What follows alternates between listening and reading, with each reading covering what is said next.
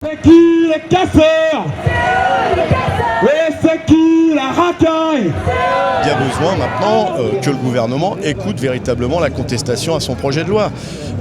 J'allais dire, qu'est-ce qu'il faut faire de plus pour qu'on soit écouté?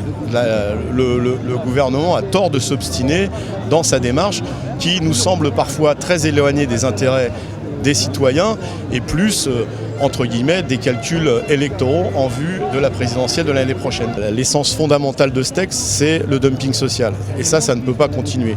Donc on a fait des propositions au gouvernement et vendredi, on va de nouveau expliquer, puisque apparemment on n'a pas été compris ou entendu, quelle est la nature de nos propositions. Il est quand même regrettable, par exemple, que les 7 organisations syndicales aient écrit au président de la République le 20 mai et que nous n'ayons toujours pas de réponse.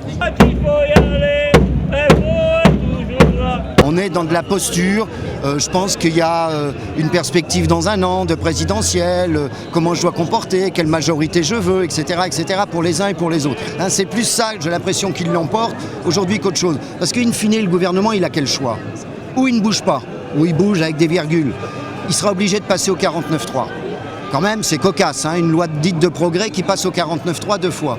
Où il prend conscience que ce projet de loi est ultra minoritaire partout, chez les syndicats, chez les artisans, dans la population, etc.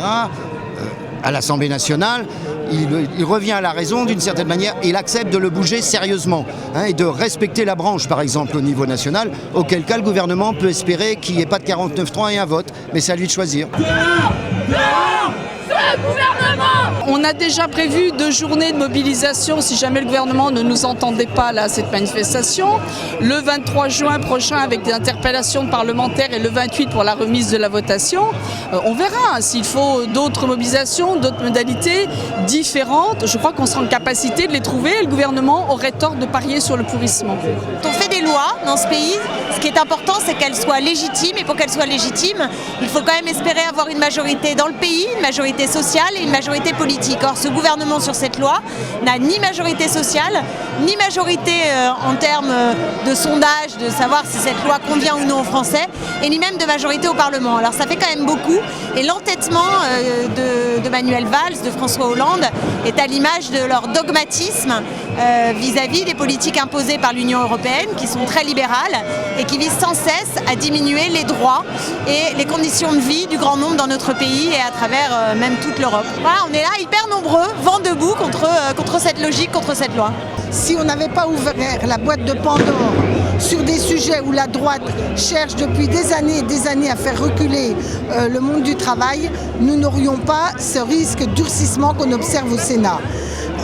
En même temps, le Sénat, ils sont assez malins pour avoir essentiellement repris des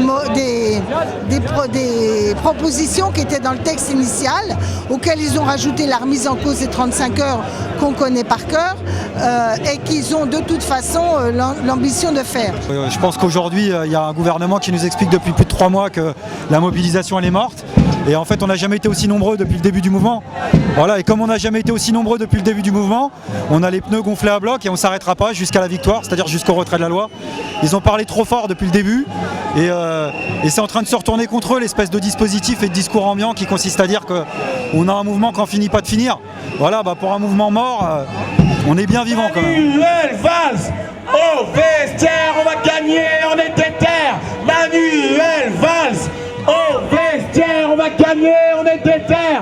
Manuel Valls, au vestiaire, on va gagner, on est déter. Manuel Valls.